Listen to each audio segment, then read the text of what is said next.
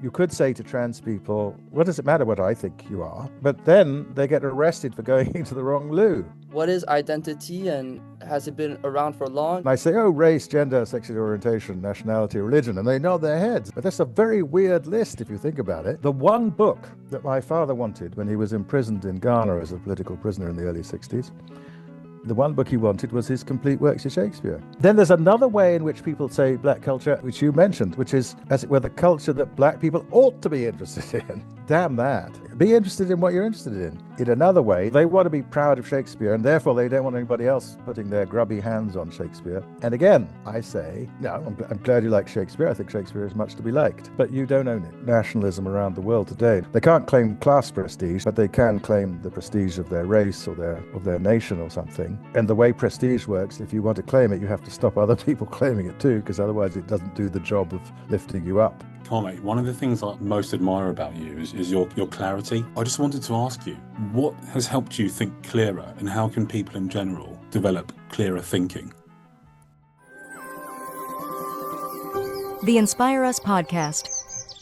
Do you go by Kwame or Anthony? Yes. Yes. Either is fine. I always tell people I have 6 nephews and 2 nieces, and 7 nephews and 2 nieces, and 4 nephews call me Uncle Kwame, 3 call me Uncle Anthony, and the nieces both call me Uncle Kwame for some reason. So there you are. Oh, you've got a nice mixture going on there. That's nice. Yeah.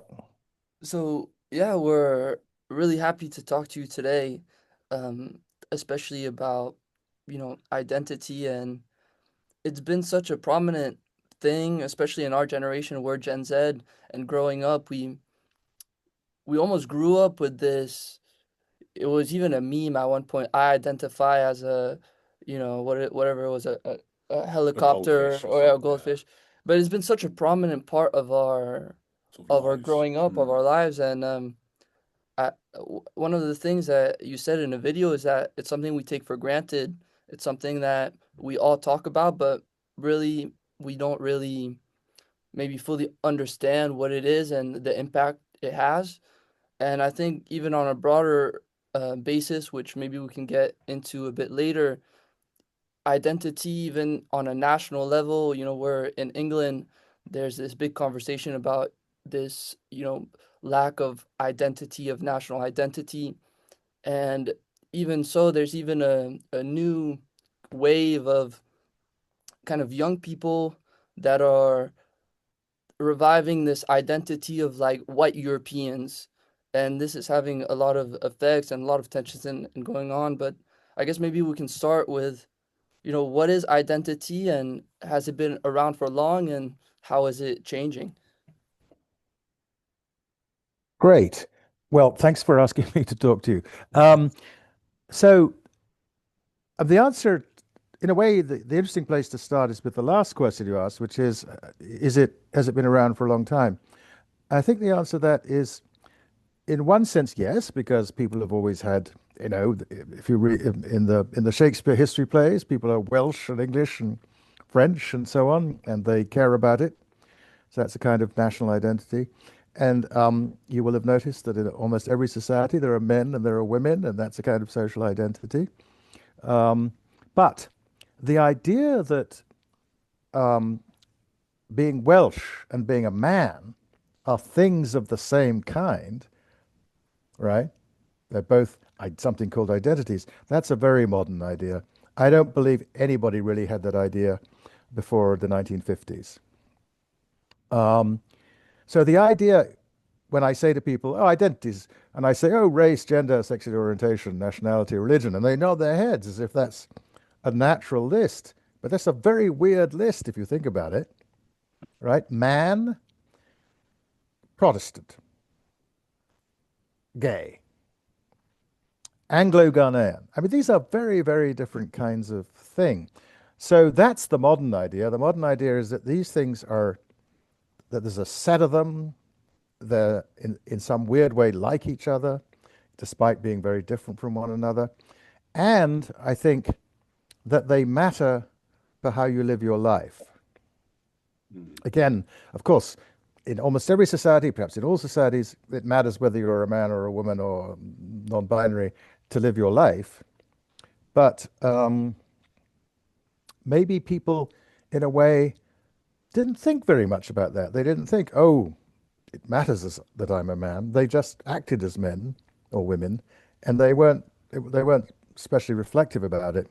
So I think the idea that these things matter for your life, and that you should sort of think about how they matter for your life. Again, that's a pretty new idea. What do these many things have in common? What makes them all identities? Social identities? I think roughly three things. One is that there's a set of ideas about who belongs in which groups. So there's a set of labeling practices. Black gets put on some people. Straight gets put on some people. And second, but I want to say first about those labels. There's often enormous contest about them. In Britain over the last 50 years, there were shifts in who counted as black. Was it South Asians and people of African ancestry, or were they separate? Were they together? There were debates about that. We have enormously contested debates now about exactly who's a woman and who's a man because of the trans movement. In France, there are some people who think you can't be French and Muslim, even though the law says you can. So there are always debates, I think, about these labels, and that's part of what's interesting about them. Okay, that's package one. Package two, they matter to the people who have the labels put on them.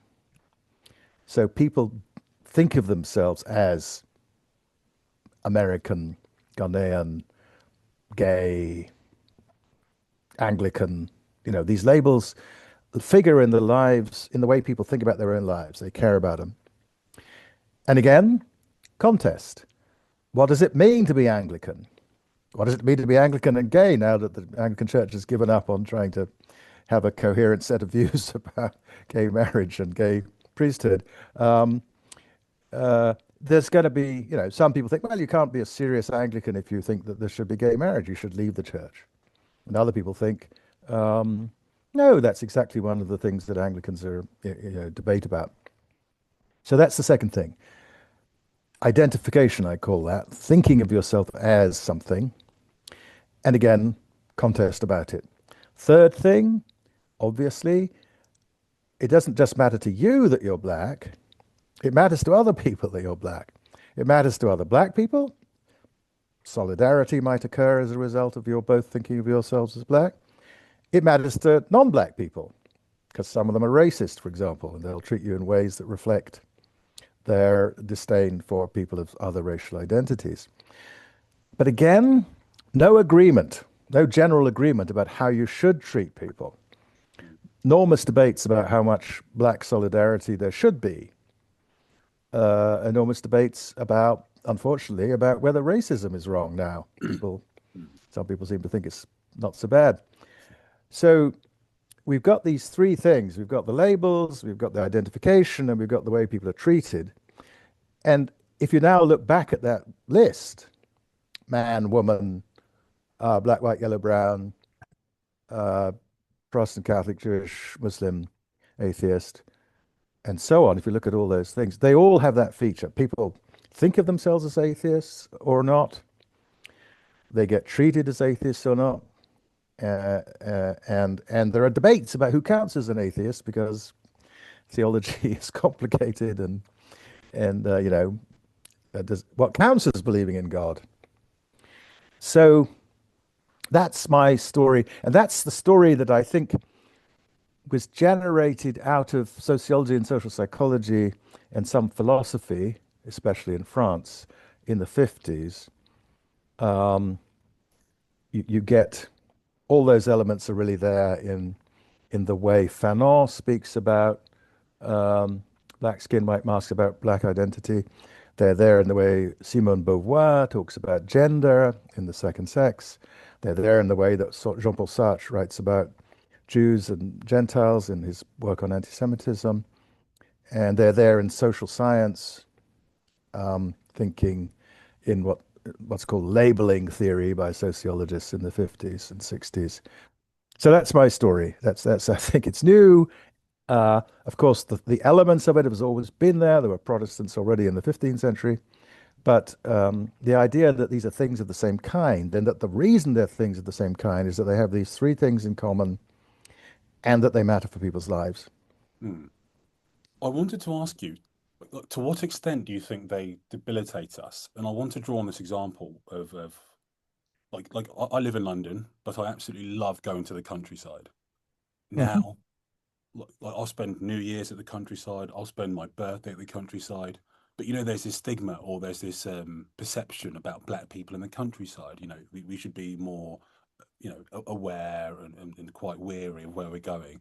And I don't want to portray the countryside as being racist, because I don't think it is.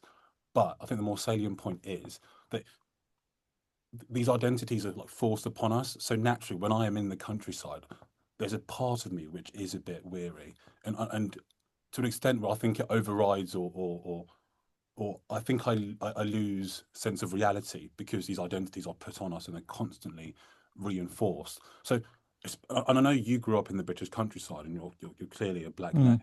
So how do you free yourself of this? How do people free themselves of their identities? And what was your Right. experience like? Right. I mean,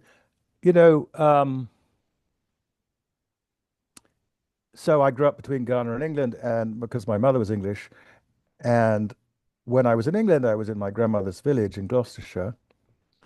It's a small town more than a village. Um, and I think we were the only non-white people there at that point. That is, my sisters and I, when we visited my grandmother. But my grandmother was her village. I mean, she lived there. My aunt Teresa lived next door with her husband, who often read the lesson in the church on Sunday, in the Anglican church on Sunday, and collected the collections. So we were related to people who were very, very embedded there. And if anybody in the sort of didn't know, as it were, who we were, they could ask somebody, and people say, "Oh, that's Lady Cripps's grandson." And so while on the one hand, people who didn't know you might have looked at you funny, in a small town, everybody does know you after a while. And so they're just used to you. And so I would have said that against that background, our color wasn't much of a burden. And we didn't have to spend a lot of time thinking, oh, these people think of us as black, so we got to be careful about something. And certainly I didn't ever feel unsafe in that place. And the other place I know from my childhood pretty well in England is a really tiny village where my Uncle John lived, and where my grandparents had lived before my grandfather died. Until a bit before he died. And he was the big farmer there, and he had, that was his church, and he helped build the council. When the county council wanted to build council houses, he said, "Give me the money, and I'll make the difference, and I'll build some nice cottages." So there's some very nice public housing in the village due to my grandfather. Again, we weren't there a lot, but when we were there, we were with my uncle. We were going to church or something. Everybody knew why we were there, and because they knew, they knew. And we knew them. Not all of them, obviously, but most of them. So the point I'm going to make is that this is very contextual. It depends very much on things. That is how, say, race fits into the countryside. Depends on where you are, how big a place it is, what your class is, who else is around, and so on. And so generalizations are going to be hard to, really solid generalizations are going to be hard to come by. And I think you're right that, just from my own experience, that, I don't think country people are any more racist than anybody else, on average. And in fact, they may be more, the sort of settled people the people who think of themselves as coming from there, and there are fewer and fewer of those in many English villages, but the people who think of themselves as coming from there because their parents lived there, or their grandparents even, those people, they may seem hostile to non-white visitors, but that's because they're hostile to visitors, because they're fed up with the people coming for the weekend who they think of as not really committed to the community and so on. And a lot of the pretty villages in the Cotswolds, half the houses now belong to people who are there only at weekends, and so that sense of a community is no longer there in the same way, and that, of course, that will affect anybody who comes in, whatever their color. So I'm just, yeah, I went to my uncle's village. I go there pretty much every time I'm in England. I have a cousin who still farms there, but that's not why I go, because I like to go to places that I used to go to when I was a child. And the places we go to, the places where you can have tea and, crumpets, they know who we are, even though there's none of us living there anymore, because the family's been connected with the place for a long time, and I don't think of them as they're not bigoted. So, but it's a nice, your example is a nice example because it shows how these identities have kind of contextual meanings and change the context, and the answer is going to be different.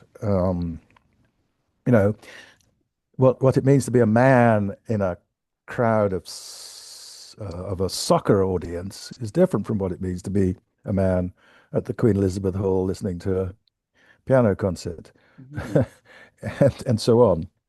But do you think, especially being black, there's this sort of shoehorning of the black community into what it is to be a stereotypical black person, or values of a black person, or how a black person should think and behave, and what a black man should do or a black person should do? And so for example, I read an excerpt of yours, and it was about this dichotomy between William Shakespeare and I think jazz music, and jazz and hip hop are associated with being black, whereas Shakespeare is associated with being white, and even though perhaps there's a black person who doesn't know anything about jazz and hip hop, and you'd have a white person who perhaps absolutely loves jazz, and like culture and race, perhaps we shouldn't equate the two. And I love that point, because I think I felt that point very profoundly in my own life. And these things aren't quite clear. And even the idea of black culture, I'm of Nigerian origin, and not to discriminate, but how much does Nigeria actually have in common with Somalia or Ethiopia? Like, they're completely disparate cultures, but sometimes they're all just lumped in together. Yes, I think those two things really just stand out for me. Yeah, I think that it's really important to resist the assimilation of racial identities to cultural identities, because one point about racial identities, as they're typically construed, is that they're supposed to be kind of global. That is, everybody in the world is supposed to be either white or black or yellow or brown, and then there's some other categories like Amerindians and so on. A global category like that couldn't possibly be cultural, because there's thousands of languages in Africa. And there's and the black people outside Africa also speak a lot of different languages. Some of them speak French, some of them speak German, some speak English, and so on. I have a friend from my childhood who lives in Japan, so he's a black person who speaks Japanese very well. So I think so when we say black culture, what are we supposed to be talking about? I think there's one way which it sort of makes sense, which is that certain things within British culture or within American culture are kind of coded as black, like hip hop is coded as black, even though, Slim Shady is presumably not black. Um, and jazz is coded as black, even though some very, very great jazz players were Norwegian and Swedish, or are, but certainly were. Um, and what does that mean? I think it means that people sort of think of these cultural practices as originating among people who were black, which is sort of true of jazz, though it pretty quickly, from early days, got non-black people involved in it. But still, it comes out of communities in places like New Orleans, which were black in the way that you are black in America, which is to say, black and mixed race. I mean, and the musical origins of jazz include Irish music as well as rhythmic ideas from some West African musical traditions. So it's not all, even the musical ideas are hybrid. And then there's another way in which people say black culture, which you mentioned, which is as it were the culture that black people ought to be interested in, right? And damn that. I mean, if you be interested in what you're interested in, as far as I'm concerned. And I mean, Shakespeare's a good example here. Since you're a Nigerian, this example will mean something to you. Without Shakespeare, Wole Soyinka would be a different playwright. Wole Soyinka worked hard on understanding Shakespeare and did Shakespeare productions when he was younger. Probably still does them now. And the one book that my father wanted when he was imprisoned in Ghana as a political prisoner in the early 60s, the one book he wanted was his complete works of Shakespeare. He's completely Ghanaian. I mean, his ancestry was all Ghanaian. Well, all from that part of the world, since Ghana didn't exist when he was born. But that was the book that meant the most to him to have with him when he was locked up. And to say that what's the claim? That he shouldn't have been interested in it? That he wasn't entitled to be interested in it? That he should have taken some, to use your example, Somali thing instead? No, I think that makes absolutely no sense. So now those white nationalists that you mentioned earlier, they think of this in another way. They think that the white culture is the white things they want to be proud of. So they want to be proud of Shakespeare, and therefore they don't want anybody else putting their grubby hands on Shakespeare because it belongs in some sense to them. And again, I say, no, I'm glad you like Shakespeare. I think Shakespeare is much to be liked, but you don't own it, and any more than I was talking earlier today to somebody, and it came up that my mother and I had when I was young, we used to send each other poems. When I was at boarding school, she would send me a poem a week, and I would send her a poem a week. And so one of our favorite poets between us was Basho, who's a Japanese 17th century poet who wrote haiku, which is a verse form that's now gone into many, many languages, but it was invented by him in Japan. Now, I suppose there may be Japanese people who say, get your hands off Basho, but I don't care what the Japanese think about that. It was very influential in shaping my ideas about poetry, and I'm very glad about it. So and finally, apropos of Shakespeare, but apropos of jazz, apropos of all the great cultural forms, you can't make sense of Shakespeare if you think about him only as coming from Warwickshire. His most famous play is about a Dane. Hamlet was Danish, not English. The history plays he wrote were some English, but he also wrote about Julius Caesar and Coriolanus. He wrote about Latin, Roman culture, and based on reading translations of work in Latin. And his account of Hamlet is based on a translation of an actual Danish chronicle. It's not, he didn't invent his Denmark. He used Denmark. So these great cultural icons very rarely can be fitted into a kind of narrow racial or national category. They transcend that. Shakespeare's perhaps his greatest poetic achievement, of course, are the sonnets. But the sonnet was a form invented by an Italian, invented by Petrarch. It arrived in England in the Renaissance, and he wasn't, of course, the only person to write them, but he certainly wrote very influential sonnets. And the sonnet form wouldn't have existed if everybody in England had said, "Sorry, that's Italian, so we won't do this." So I think sort of nationalizing or racializing, the sort of thing we mean by culture when we're talking about literature and music, it doesn't make sense. Don't you think the culture war, well, for lack of a better term, the culture war reinforces all of this? Because I think they're on both sides. So perhaps on the, I don't know, on the ultra like anti-West side, there's a rejection of like Western heritage, Western tradition, and then on the other side, there's perhaps a condescending tone about global South practices, and how we identify with our politics is very tribal. You're in a camp, and there's a failure to realize how permeable culture is and how it's able to penetrate borders and people. It just puts us in the camps. Yes. I think what I'm going to say to all that is yes. I mean, you're completely right. I think the idea. I mean, look,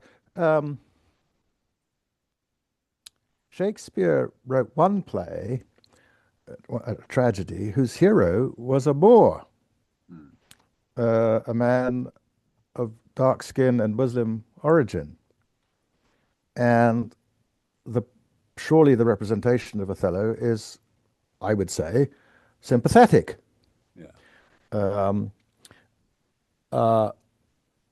Marlowe's Christopher Marlowe, who wrote plays with Shakespeare, but wrote some on his own, and one of them was The Jew of Malta, in which Barabbas, the main character, is, I think, makes the point. It makes a point against anti-Semitism, basically, or anti-Judaism, in a very moving speech. So, if you want to claim these people, you can't claim them for your racism. I don't think. So, I think we should. Of course, there's lots of bad stuff in all the traditions. I'm not going to defend slavery on the grounds that my Ghanaian ancestors enslaved people, right? Which they did. There are many cultural traditions that are terrible. There's no country in the world that has a good record on gender throughout its history. And the idea that because 19th century English people, so until the Married Women's Property Act in the 18 somethings, married women in England couldn't own anything. Whatever you had, as soon as you married, it belonged to your husband. And under the common law doctrine of coverture, if a woman had no separate legal existence from her husband, she couldn't sue her husband because that would be somebody suing himself. The only way a woman could sue somebody in England was if her husband sued for her, a married woman. So this is all our tradition. Do we think it's great because it's our tradition? Of course not. It's preposterous, and we're all glad that it's gone away. So it's not. What's the reason to hold on to Shakespeare is he's a great poet and playwright. It's not that he's white or English or anything. And so as a result, you don't have to be white or English to grasp that. Okay. To what extent do you think we can judge cultures then? Because this might lead us into controversial waters, but There was a quote, I think I heard it from you, by John Stuart Mill about, we profit off of observing other cultures. But then, that sort of implies that you must cast some sort of judgment. And Yes. that might lead to, quite controversial. Well, Or do you think we can judge other cultures? Well, I think it's very hard. I don't know what it is to make an overall judgment of a culture. I think I can say that Zulu praise poetry is pretty damn good. But I don't know what it is to say that Zulu culture is either pretty good or pretty bad. So I think there's nothing stopping you making judgments. And the John Stuart Mill point about what he called other people's experiments of living, because he thought that all human communities were trying out ways of life, and therefore, if we paid attention to what other people were doing, we could learn about things, we could learn about ways of life, and we could learn that doesn't work, or that's a pretty terrific idea. Democracy spread from it started in some places, then other people noticed the possibility, and then some of them thought it seemed like a good idea. So I think we can, in a way, I think we should resist the temptation to make an overall judgment of other cultures. As it were, judged as what? What are the standards supposed to be? We can say, I think this is an ethnographic point that's actually Amartya Sen has often pointed out. On the whole, historically, in the 19th century, say, women in Africa were freer than in Asia or in Europe. On the whole, I don't mean they were. Any of these cultures were bastions of feminism. I just mean that on average. So, all my aunties and great aunties ran their own businesses, and their husbands had nothing to do with it. And if they had husbands, they didn't have to have husbands. They could just have babies if they didn't want husbands. They were pretty free, Ashanti women, by global standards. So somebody from, say, not very far away in Morocco, with women under Islam being held to standards of honor that meant that they couldn't participate too much in the public life, could look at Ashanti, say, and say, oh, there's a place where the last war against the British is named for a woman, because she was the queen mother of Ojisu, a woman named Ya Santua, decided the British were misbehaving, and she forced her kingdom to take them on. That couldn't happen in Morocco. Couldn't have happened in Morocco. So I think we can, here in the United States, many of us have the view that looking at Europe, we can see that it's a good idea to have a good public health system. And that running the kind of not very adequate public health system that we have in this country, even though it's better since President Obama, it is not satisfactory. And by the way, that's another good example, because the system that's now called Obamacare was pioneered in the state of Massachusetts, when nobody else had anything like it, under a Republican governor, right? So yeah, you could learn from other people's experiments of living, and many of us made the judgment that what Mitt Romney introduced in Massachusetts, with the support of the legislature, was better than what we had elsewhere. So I think that's fine. And that means that there isn't a playwright who's had the influence in the world that Shakespeare had. So that's, brownie points for England. It produced this Shakespeare, this person who, for a variety of reasons, some of them to do with the British Empire and so on. The first performance of Shakespeare in Africa was off Freetown in the 17th century, I think. So Shakespeare's started traveling to Africa more or less about the time Shakespeare died. So he had an advantage. He was carried in the mule trains of empire. If other playwrights in other places have had that behind them, maybe they would have had impact too. But we still perform Aristophanes and the ancient Greek playwrights. We don't do much with Roman plays. So yeah, there are great things everywhere in my view. I don't know what the point is of making overall judgments of cultures. And I'll say one thing. I think that a lot of people who are kind of bullish on the racial culture or the national culture that they identify with are people, unfortunately, who haven't made much of a contribution to the culture of their race or nation. And they're kind of trading on the prestige of the people who have. So, you know, when my nephew, who's like you, his father's Nigerian, my nephew who once played Romeo at the Globe in London, has a better understanding, same color as you, has a better understanding of Shakespeare. He's played Romeo. He played Juliet's father eventually a couple of years ago in the West End. So he's done Romeo from all angles. I mean, he understands Shakespeare way better than the average white person in England, and that's unsurprising because he's put more into it. Yeah.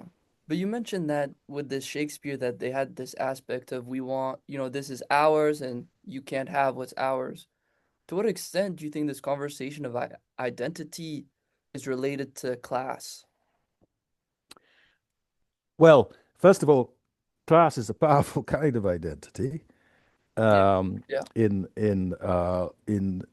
Even in societies where we pretend it isn't. So it's very, if you can't understand Donald Trump, if you don't think about class in America, you can't understand the social origins of the people, of the different kinds of people who support him. I do not mean that he only has working class support. That's completely wrong. But he does have a particular kind of working class support. And it's also true in the United States now that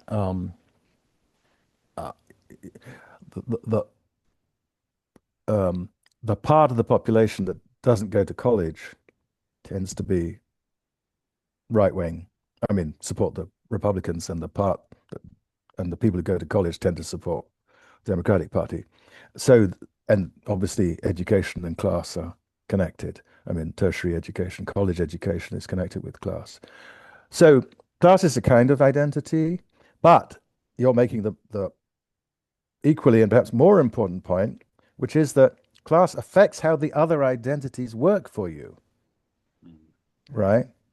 I mean, as I mentioned, my experience of race in the country in England was connected with the fact that I was living in a village where my grandmother was known to everybody as Lady Cripps, and my uncle, who read the Bible on Sundays in the church, was Sir Robert. So of course, we were given through that system a kind of privilege which made it very hard to make us feel bad about anything else. So you could have shouted the N-word at us and we would have thought, what on earth is your problem? So class inflects gender, it inflects race. I like to say, racism in the American South kept white women in their middle-class women in their homes and sent black women to work for them. Right? So there's not a thing that racism did to women. It depended on your class what it did to you. So yes, you're completely right. Class is enormously important, and think about, all the. It's hard to make sort of, as it were, universal generalizations about all identities, but if you think about professional identities, they too are inflected by class. I mean, not only that we think of lawyers as sort of middle class, but also that if you're working class and you become a lawyer, that's a kind of different experience from going to public school in Oxford and becoming a lawyer.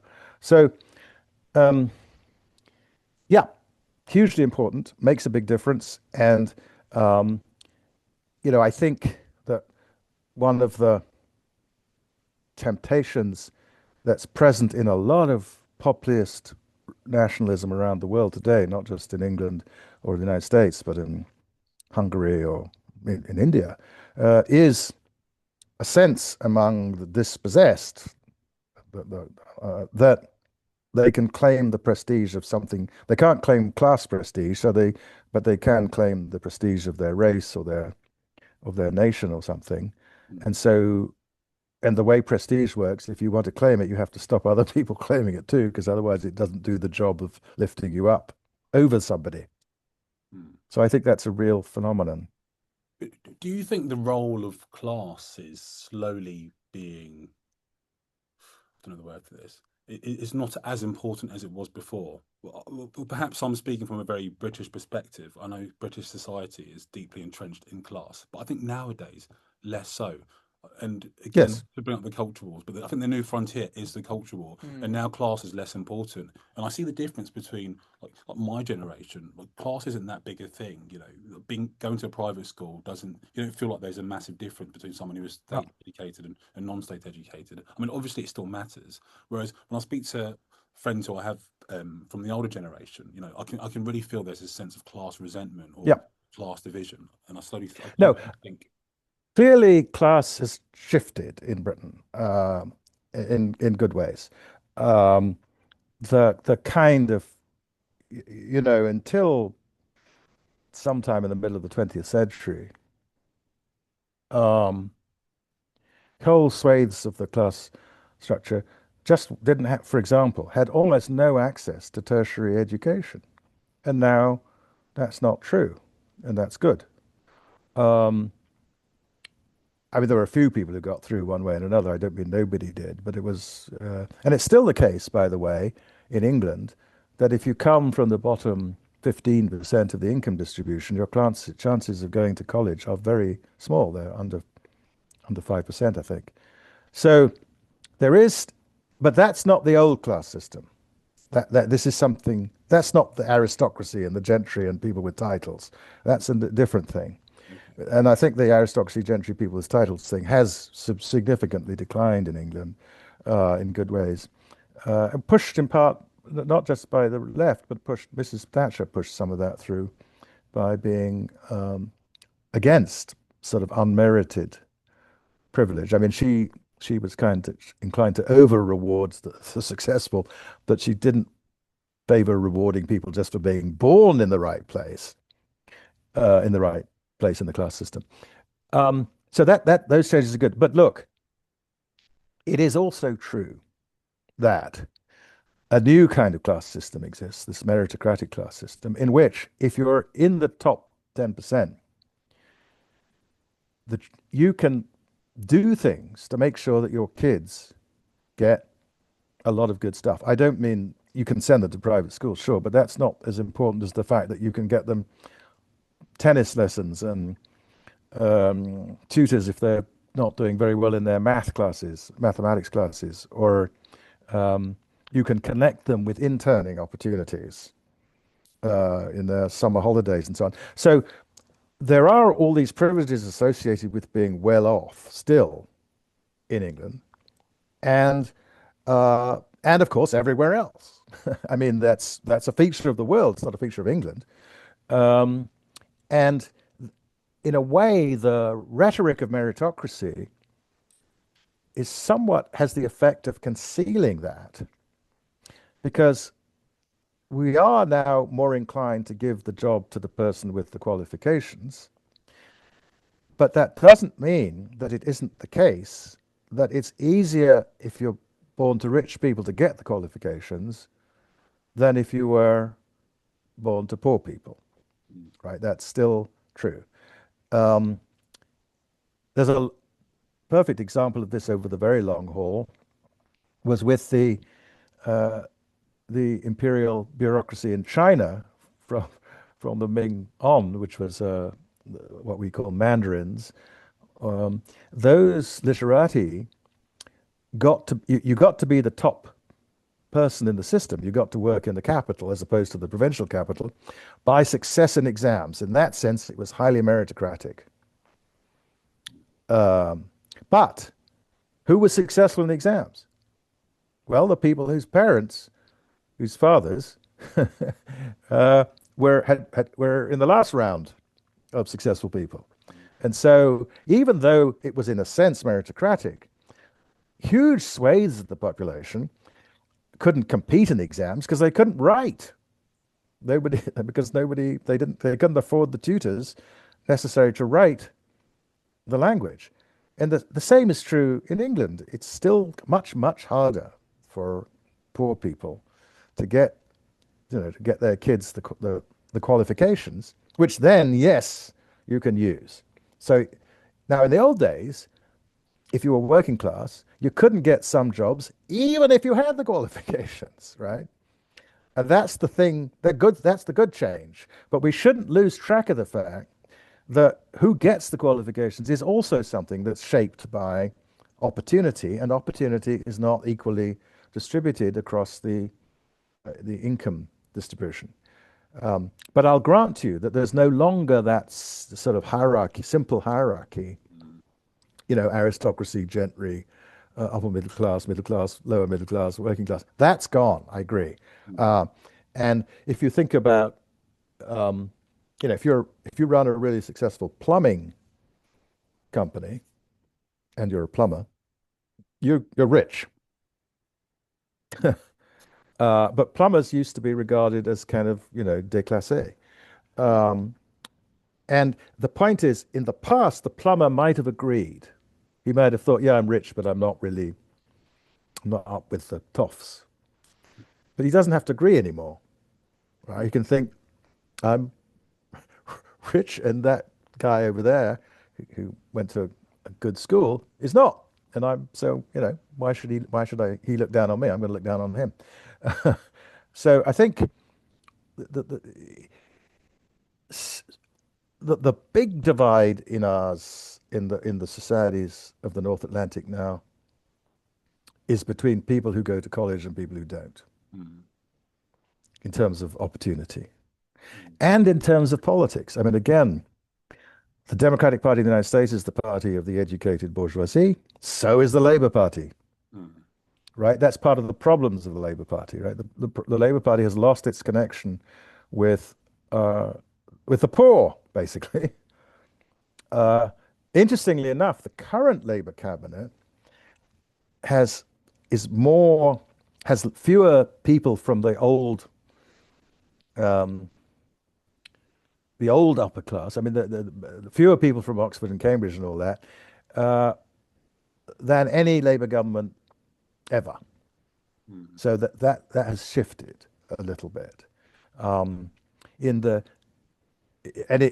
was a sort of curve in the Labour Party government of 1945 that of the top 5 people, 2 didn't go to college.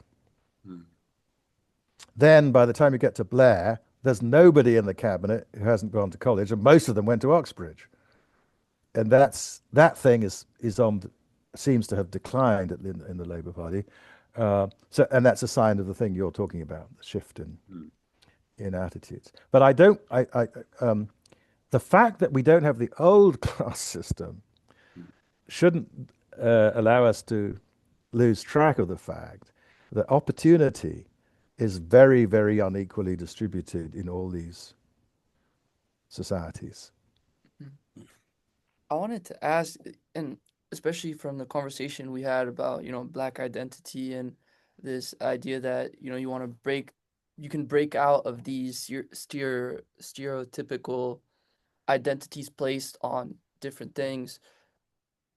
To what extent is identity malleable? And, as an individual person, the individual can maybe argue that he can, find his own identity. And I think maybe we can have a conversation on the power of identification, right? For example, an athlete, him identifying as the best could have an effect on his performance. But then there are conversations as, you know, there is maybe a core identity that isn't so malleable. And maybe that is a point of controversy, for example, with the transsexual movement. And that's what, on both sides, that's a big point where that they argue. So to what extent is identity malleable? And looking at identity, you know, how do you kind of come to the core of finding, I guess, your true identity and in a way that is beneficial to someone? So I think social identities differ in the extent to which the things that they're built out of are things that you have control over. So what the trans people are saying is, we don't choose. I was born with a penis, but I didn't choose to identify as a woman. I just found myself. That's how I found myself. I didn't. This wasn't a choice. And to the extent that that's true, I'm inclined to say, well, okay, we should try and accommodate what you need, because we want a society that accommodates all the different needs. And I don't have that need. I was born with a penis and I'm happy to be a man. But I agree that now I understand there are people who aren't. So and they don't have any choice over it. We can threaten them and lock them up and shout at them, but they'll still feel that way. So why don't we try and make a world that works for them? But you can think about whether you want to be an Anglican. It's an important kind of social identity, but you can't say, oh, I had no choice about whether I was an Anglican, right? You did have a choice. You could have thought about it. You could have talked to Catholic priests and to Methodists and read some theology and some of the history of the church and thought, well, I don't want to do this, or I really am enthusiastic about this. It's up there. So the identities vary in how much control you have over identification.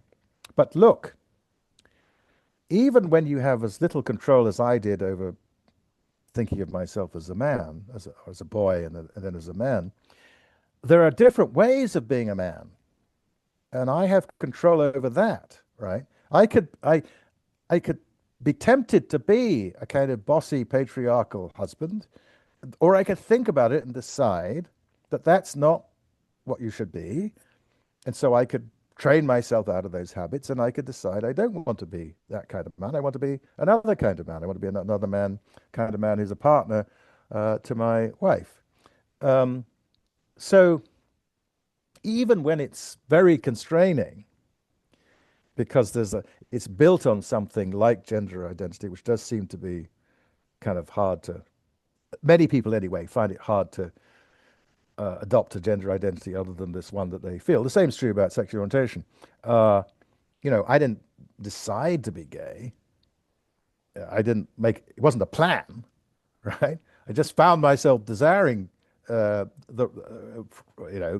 boys, and I could have suppressed it and said, because I might have, I was raised in a church that thought it was wrong, so I could have said, okay, I have these desires, I mustn't act on them. Could you have said, I identify as straight? I think it would have been weird to identify as straight, but I could have said, I'm going to refuse to have sex with the people I desire. Maybe I'll try to have sex with women, or maybe I'll just be celibate. But, interestingly enough, I think in Catholic cultures, one reason people go into the church is because Catholic priests are celibate, and they have homosexual desires, and they for Catholic reasons, they don't want to act on them. That I think explains why a very large proportion of the Catholic clergy is in fact has same-sex desires. They don't identify as gay. Some do, but they don't necessarily identify as gay. But they would admit that they have same-sex desires and that they are not acting on them because that's what the church teaches they should do. So you have some control about. You may not have some control about whom you desire, but you do have some control about whether you adopt a gay identity, whether you become celibate. There are all these options. So that's just an instance of the general point, is that even when there's a pretty constraining thing, which is my sense that I'm a man and I just don't know how to. If you said to me, you can have another 30 years if you could identify as a woman. I couldn't do it. I mean, 30 years of life, you know, 100 and, like, you lived 120 if you. I would like to live to 120, I guess, but I certainly don't know how to do that. But if you said to me, I give you another 30 years, if you're willing to pretend to be a woman, well, I might think about it. Because that I can do. But I can't identify as a woman. I don't know how to do that. And similarly, you could say identify as white, and we'll give you another. I don't know how to do that. I don't know what that would be. It would seem strange to me, given the life I've lived. So I think when people, you remember I said at the start that there's a lot of policing, a lot of policy conflict about who's in and who's out. One form of that is people, insiders, demanding of other insiders that they do this and that because it's the black thing to do, or the white thing to do, or the whatever Catholic thing to do in Ireland. And I think on the one hand that it's understandable that people make such claims on you, but on the other hand, I think you're entitled to resist them. On the in the beginning, you mentioned 3 points, and one of the third points was that the identity you have has an external effect, like from outside people, and one of the main things that came up was that you can identify as something, but you also want other people to recognize that you identify as such. Yes. Is that important that other people identify you as the same way that you identify yourself? It's something people care about. And one of the reasons they care about is that since the Romantic movement in Europe, we have had an idea of authenticity, which is the idea of living as who you truly are. And in order to live as who you truly are, among other things, there are things you have to do, but other people also have to recognize you as that thing. That is the logic of coming out as gay. You might say, if you have same-sex desires, what business is it of anybody else? And except the people you want to have sex with, and you can tell them one by one. You don't have to have a gay identity. But the answer is that once sex isn't just sex; it's relationships and love and living with people, and the idea of living authentically with the person you actually love, and not being able to be seen as such, sort of violates this notion of authenticity. So now, you could say, and I'm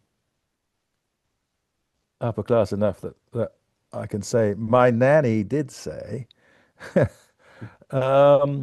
sticks and stones will break your bones, but words will never hurt you. You could say, what does it matter what other people think about you? What does it matter what other people say about you? Do your thing, be you. Right. And I think there is something to that thought, except when the thing that other people are doing to you is beating you up, right?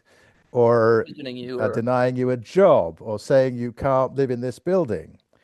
And those things are connected. That is, the search for recognition is connected with the search for non-discrimination. It's very hard to have non-discrimination if you have a failure of recognition, where recognition means not just knowing that you have the identity, but recognizing it as your identity and treating you as you wish to be treated as a person of that identity. So, you could say to trans people, what does it matter what I think you are? But then but then they get arrested for going into the wrong loo. Right. right? And then you think, well, it's all very well to say sticks and stones, but that isn't sticks and stones. That's a trip to the court and a fine or time in prison. Um, so it's hard to separate those things. But I agree with the thought that if all it is other people looking down on you, then you have some capacity, especially if you is a plural you, if it's black people, not just one black person, but black people, you have, or working class people, whatever, you have the one possible response is just to reject, to say that's how they think of us, that's not how we think of us, they're wrong. I think that people don't recognize, well, witness the people, a lot of writing about class in England in the 1950s, say, doesn't recognize how much working class people thought the claims of middle class people were ridiculous. They didn't just accept their position. There's a wonderful line in an ethnography by a sociologist of the East End of London, in which a guy says, "I don't know why these managers think they're so important. I mean, as far as I can see, they just get paid for walking around, right? We make stuff. We working people, we make stuff. We dig stuff up at the ground. We make cars. It's obvious what the value of that is, but what's the value of this guy, this toff who comes around bossing me around from time to time? What's he actually contributing?" So that's a path. I mean, working class self-consciousness, positive self-consciousness, is something that was built in England over a very long time, starting with the working men's movements in the early 19th century, working men's movements, working men's clubs, where they were, part of what they were doing was saying, those guys think we're just manual workers, but we're manual workers. We actually make stuff with our hands. What do they do? So I think it's possible to resist to some extent, as opposed to discrimination, which you have to resist with law and the force of law and social movements to stop it. The sort of looking down on you thing, I think you can help yourself by just, as a community, resisting the negative, just rejecting it, saying, you think you're better than us, you're not. And we don't just say that, we believe it. We have reasons for believing it. We value what we do, we value what we are, we value each other. Kwame, one of the things I most admire about you is your clarity. And I just wanted to ask you, what has helped you think clearer, and how can people in general develop clearer thinking? I've been doing philosophy for a very long time. And in the tradition of philosophy that I work in, clarity is valued. And so I've read a lot of very clear people over the years. And I've sort of been trained that if I'm not clear, my colleagues tell me, "What was that? Sorry, run that by me again." So now I think the kind of clarity that philosophers aim for is you just have to have an awful lot of time to be thinking about these things. So not everybody can do it, because it's like any skill, you have to spend time practicing it, and people are raising kids and going to work and living their lives, and they don't have time to. I'm paid to do this full time, so I can do it all the time. So of course I'm better at it than other people because I get more time to do it, and I do it in a community of people who help me do it. So, but I do think that two things. One is an awful lot of people, especially in the academy, seem to like obscurity. And that seems to be a habit you can get out of. You can stop. You can, instead of thinking,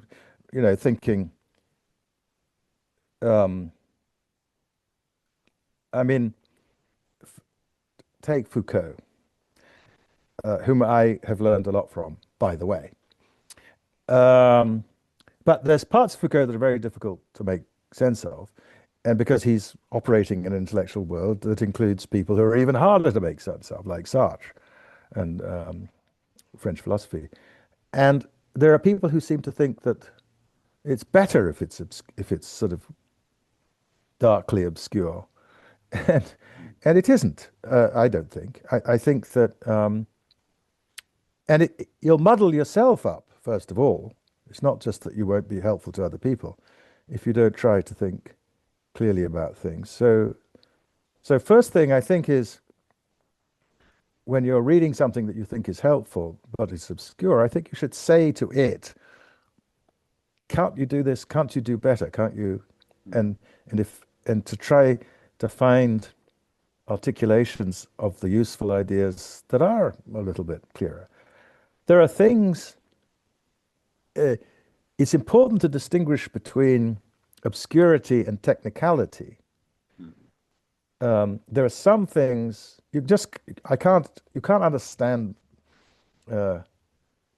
micro without a lot of technicalities, and they take time to learn. So it'll seem obscure and difficult to people who haven't learnt it, right? And it is difficult. But they're being as clear as they can, actually. Those people, the people who do the quantum theory, say, and they would make it clearer if they thought they could. They're not enjoying the obscurity or the difficulty. Einstein, I think, famously said something like, "You should make things as simple as possible, but no simpler." And I think that's sort of right. So I don't mean to say that everything that seems difficult is therefore to be rejected. Maybe sometimes it's difficult because it has to be. But I think there's a tendency to want to sort of take pleasure in. I think people think it's a sign of intellectual seriousness or something to be obscure, and it's not. Have you read that George Orwell pamphlet? I think it's about the English language, and he goes on to criticize the humanities for intentionally obscuring and obfuscating the language and just making writing a lot, more difficult to understand. No, I haven't, but I think that's an important. In other words, to urge people to have the impulse to seek the clearer explanation, while recognizing that people can be clear and wrong, right? Easily wrong. And they can be persuasive and clear and wrong. So clarity isn't direct evidence of truth. What it is, what it allows you to do is to see what the claim is, and then you can decide whether it's true. In obscure writing, you can't even see what the claim is, so you're not even in a position to decide whether it's true if you don't know what it's saying.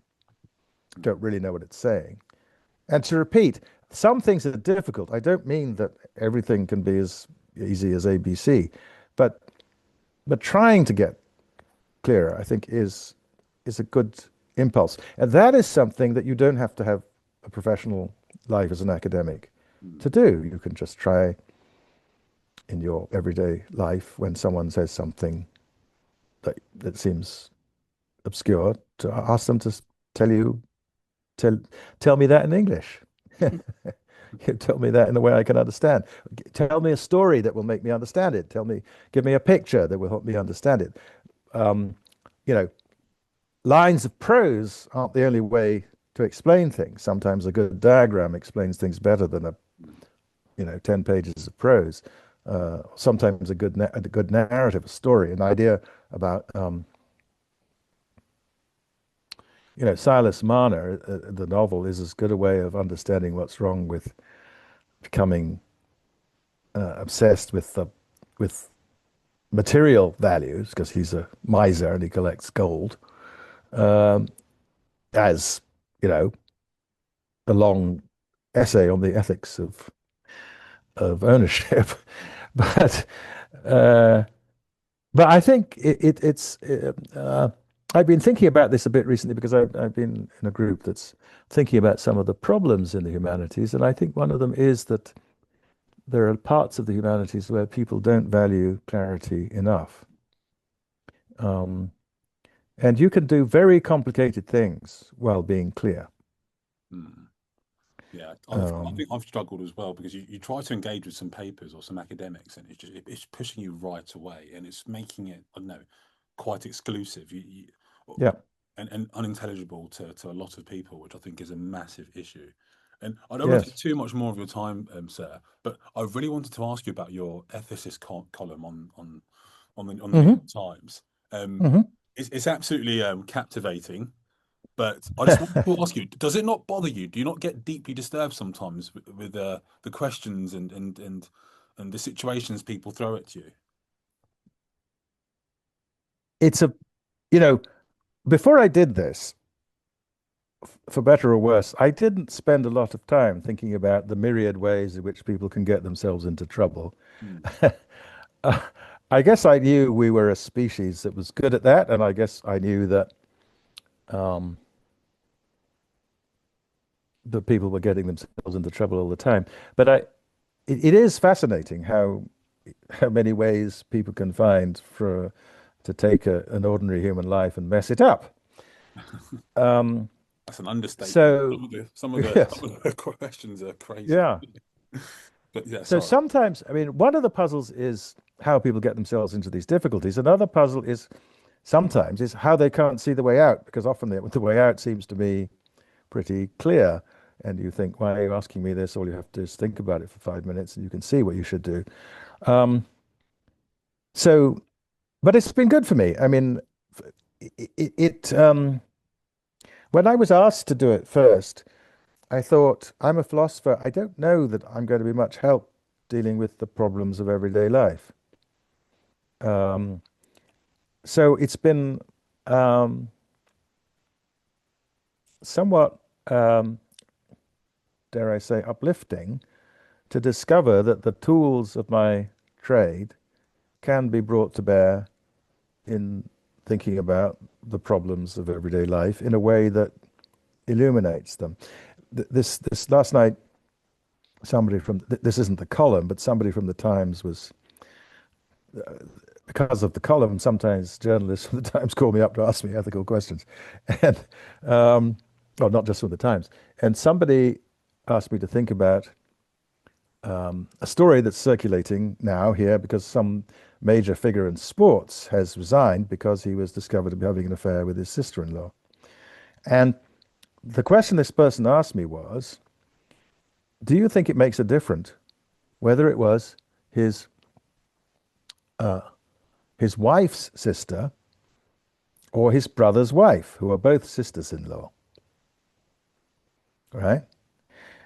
And I just went through the tools of my trade, and it seemed to me obvious that it was different, because if you betray your wife with your sister-in-law, her sister, then you're poisoning not only your relationship, but her family, her natal family. If you do it with your brother's wife, you're ruining your family, your natal family, and only ruining, and for her, all you're doing is ruining your marriage. So you're as it were, you are doing something bad for you, but if you're going to do bad things, you should avoid doing bad to other people rather than to yourself. So I'm just saying, so distinctions between self and other regarding harms are important, and the moral difference between our connections to our family on the one hand, our natal family, the family we grew up with, and our spouse, our nuclear family, those are the two things that seem relevant. And once you see that, you can see, I think, that it's worse to betray your wife with her sister than it is to betray your wife to betray your brother and your wife at the same time, because it's worse for her, even though the former is actually worse for you. So I'm just saying, so we have these habits of mind. When I first was asked this question, I didn't really have an answer, but then I just thought it through in the way someone with my training would think it through, and then it seemed to me there was an answer. So I found that reassuring, that we're not completely out of touch with that what's actually useful in moral life, which is, the word ethics. The first book with the word ethics in the titles, as far as I know, was Aristotle's Nicomachean Ethics. And he says in there, ethics is a practical subject. It's about how to live better. And if it doesn't, my view is, if ethics doesn't contribute to living better, it's a theoretical subject. And I'm not interested in that theoretical subject. I'm interested in the practical subject, which is how can thinking help us live better? And that, if that's important, then it isn't just important to philosophers. And so part of the job, not every philosopher's job, but part of the job of the profession is to do this thing that I do, which is to take it out into a column in a newspaper and make it more widely available, or to write, or to give the Wreath lectures, as I once did, which are listened to by lots of people around the world who are not philosophers. And I try to write things in newspapers, and I mean, not just the column, but I write in the Guardian occasionally, I write in the Atlantic and so on. Things of public interest where I think a certain kind of philosophical analysis illuminates something that people are thinking about. I can't tell them what to think about it, but I can give them the tools to think about it a little bit more clearly, I hope. Yeah, and I think that's definitely what you do. And I find it quite consoling, to be honest. You're sort of at ease with your own problems when you hear about sort of, how absurd other people's are. Yes. At least I didn't do that. Yeah. Yeah.